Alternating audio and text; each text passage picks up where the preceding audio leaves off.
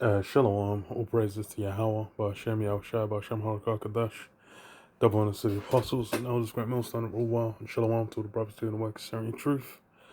We need to touch on these bunkers that those, amongst the elite, these are being bought up, they're being furnished, they're being maintained, they're being sustained, and, you know, when it's funny as well because the whole prepping thing was like the 2010s.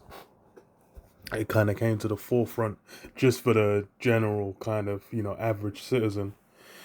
And even with that, a lot of them were like guys in the States when they might buy like a little plot, bit of land or whatever, and then, build their little bunker. And the funny thing with that is if you're doing that, you're not clued in. You're not high enough degrees, or you're not established enough in a circle to kind of be informed of what's going to go down, because America's not going to last. Got this article on Realtor.com. It says inside 300 million members, $300 million members only luxury doomsday bunker with AI-powered medical suites and indoor pools where the 1% can seek shelter from the apocalypse. A $300 million members-only luxury doomsday bunker, complete with robotic medical suites, lavish swimming pool, and fine dining restaurants, is set to revolutionize how the rich and powerful can shelter themselves in an apocalyptic disaster. Due to open in the summer of 2026, the high-end underground fortress will provide a 5-star survivalist experience to those lucky few who are willing to fork out $20 million for a single membership, or of which there are only 625 available. And yeah, this is the funny reality of the whole prepping thing is the scale the elites are doing it on is a whole different scale. Because, these men are able to go, they're not just limited to the earth. They're going to be in the going to be in the heavens. Going to be up in space. These guys could be, going to the ISS or whatever. Or these guys could be, underwater in the oceans and whatnot, and have those deep underwater bunkers, which, there ain't going to be no film set or film crew or whatever going there, because that shit's off the books. And that's really the scale. That just shows the scale of the average peon. Even you might be a millionaire, you might make a good 500, 400, 600K a year or whatever in the US, but then that doesn't then get you into that doesn't help you get into a higher level and dealing with what these elites are dealing with.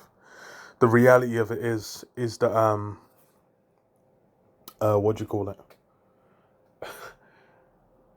These elites, they know what the truth of the Bible is, which is why they come against this word, which is why they have agents. They have certain things in place to try and frustrate this thing of ours, and as well why they're taking actions to basically prepare themselves for what's to come. The average Joe Blow on the street, you go and talk to him, you ask him, oh, what do you think about this? What do you think about the MOTB? What do you think about the end of the world? What do you think about the Bible? What do you think about prophecy? What do you think about the return of, who the world calls Jesus Christ, but his real name's Yahweh Shai? Then, they're like, yeah, well, they're just caught up in life, just, on a base level, engaging with the system.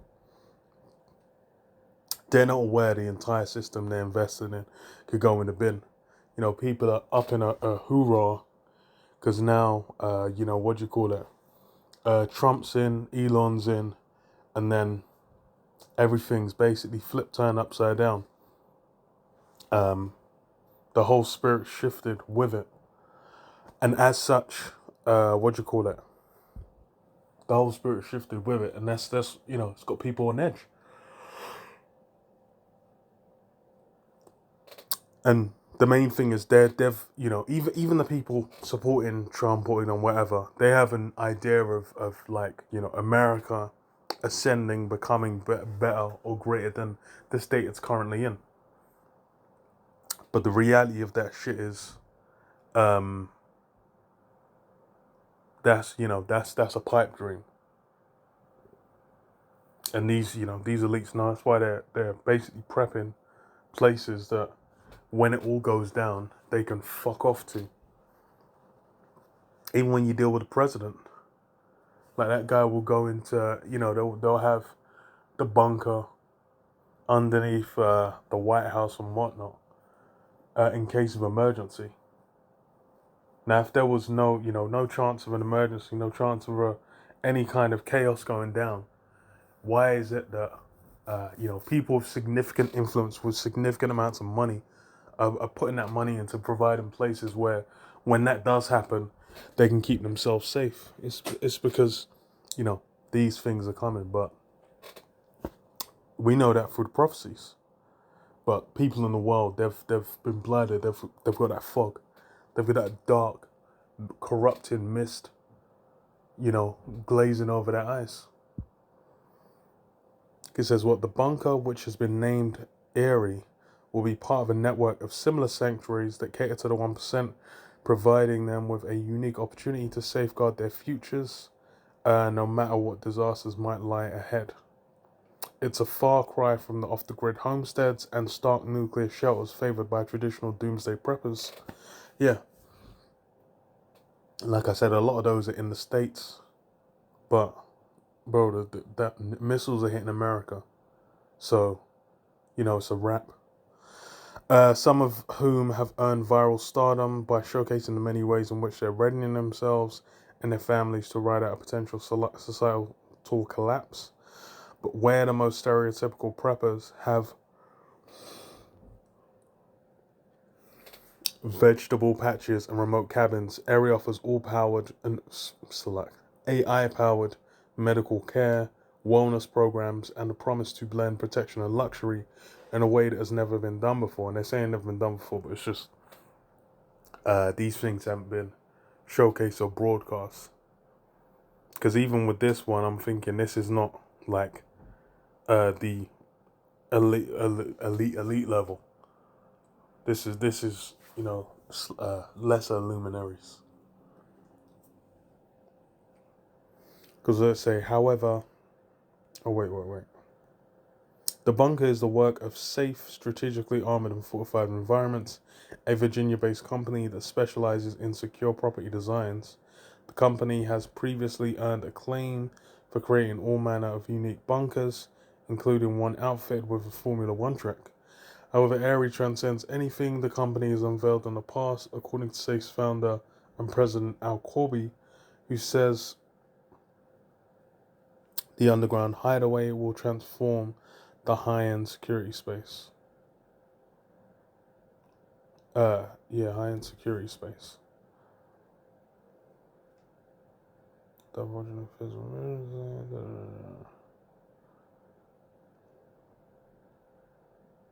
Is that meant to be in space? Probably not. You know what a glass that thin. The bunker will cost the building business a whopping 300 million to complete, with Safe charging the upper class an eye-watering 20 million to even step foot inside the high-tech structure. AI and Safe's Director of Medical Preparedness, Naomi Corby, exclusively reveals that they will be offering 4 tiers of memberships, noting that the cheapest can be afforded by a moderately successful CEO, while a secretive top tier known as the Asylum membership will be invite only, with the security moguls admitting that the board is still deciding who will be lucky enough to get the bid for the most lavish entrance to the protection center. And yeah, that's the other reality of a lot of these, as far as what the elites are going to be using. That's not something Jay-Z is not going to be able to come over and and ask for a seat. It's basically going to be they'll those they rub shoulders with, their colleagues, so to speak, that they'll be fucking with and that they'll kind of be linking up with. And that's just the nature of how these things shake out, man. But again, it's something that, you know, a guy in the world should really look at and think, why is it these guys are spending 300 million, blah, blah, no, and the go-to is just, oh, you know, these guys just like to waste money, you know, they got nothing to do, they got too much, blah, blah, blah. But then you also have to think is, you know, how fucked could it get? And then even with, you know, the political situations and whatnot as they are, you can already tell it's like shit can go upside down real easy.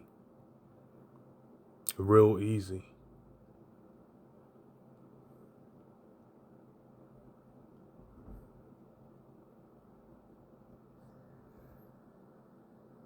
Oh, wait. Amos 9, start from 2, it says, though they dig into hell, thence shall mine hand take them.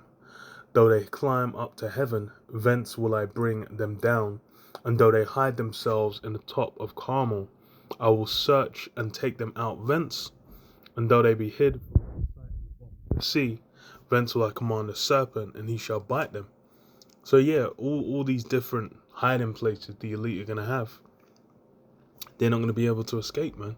Whether they're up in the heavens, you know, they're in the dug into them bunkers in the depths of the earth, whether they're, you know, in the depths of the waters, the dark waters. They got their little bunker down there, little astronaut suit on or whatever, and just thinking they're gonna get by. Wherever they've you know, hidden themselves off, they're gonna be found, man. They're gonna be found. The underwater, you know, the serpents are gonna come, yum on their head, and pull them out. And that's you know why, because these guys are gonna be hiding. That's, you know, there's that. Whoa, it's become more of a focus in like the last few decades, but the class divide between, you know, the elite, those that, you know, are aspiring towards that, and then, you know, the average people, they've realized like they live a different kind of life. You engaging with the political engaging with the legal system on the bottom with your like your legal aid or whatever the hell,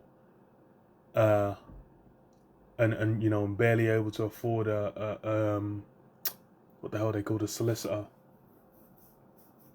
and then you know, want too many court dates and you're fucked, versus what the hell is it called, the elites, where they can buy like a whole team and have man researching and covering them.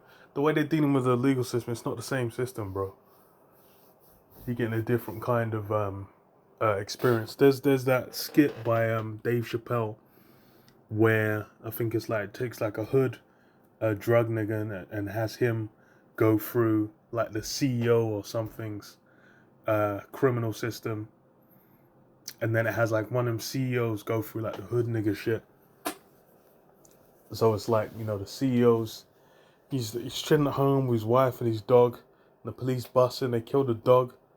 You know, they grab up his wife, and then like, you know, and just thingy, you know, take the guy in, physically abuse him. All that, like it was a good skit. Can't remember the exact name, but it's like you look up on YouTube. It's up on YouTube. But that, you know, that essentially shows how big the difference is, and this is why, you know, the elites are they're really feeling themselves, man. The life they're living is not the world. They're what they're dealing with is on a completely different level, man. Psalm 73 and 3. For I was envious at the foolish when I saw the prosperity of the wicked. For there are no bands in their death, but their strength is firm. They are not in trouble as other men, neither are they plagued like other men. Therefore pride compasseth them as a chain, violence covereth them as a garment. Their eyes stand out with fatness, and they have more than heart could wish. Yeah, these guys are not in trouble as other men. They're not, you know, they're not going through hardships.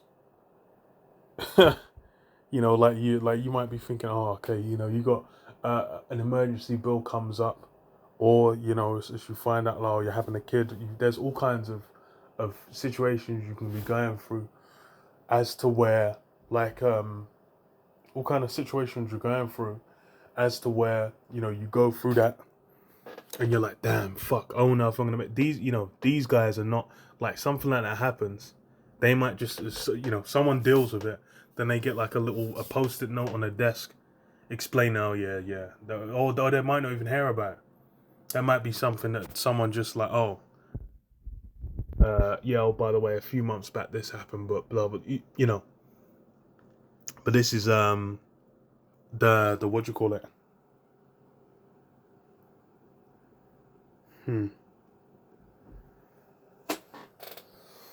And that's how Esau's elite have it right now, man.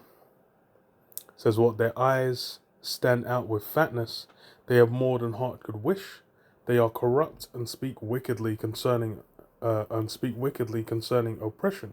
They speak loftily. They set their mouth against the heavens, and their tongue walketh through the earth.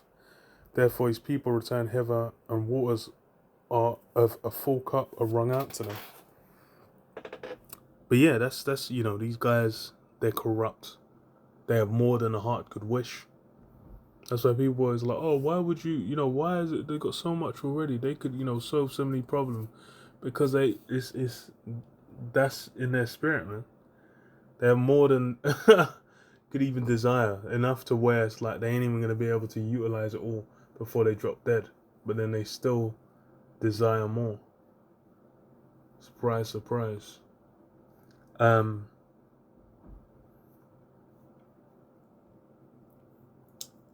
49:11 says, their inward thought is that their houses shall continue forever, and their dwelling place to all generations.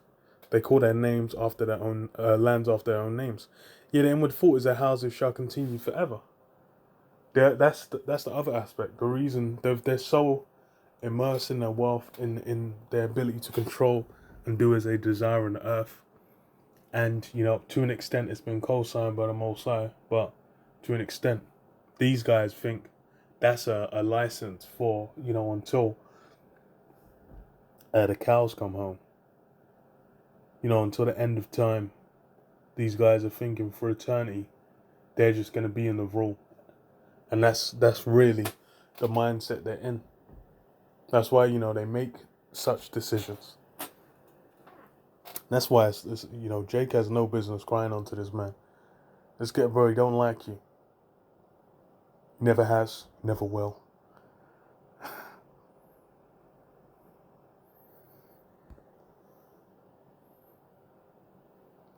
This is like the core of his mindset. Wisdom of Solomon 2:5 says, for our time is as a very shadow that passeth away, and after our end there is no returning, for it is fast sealed, so that no man cometh again.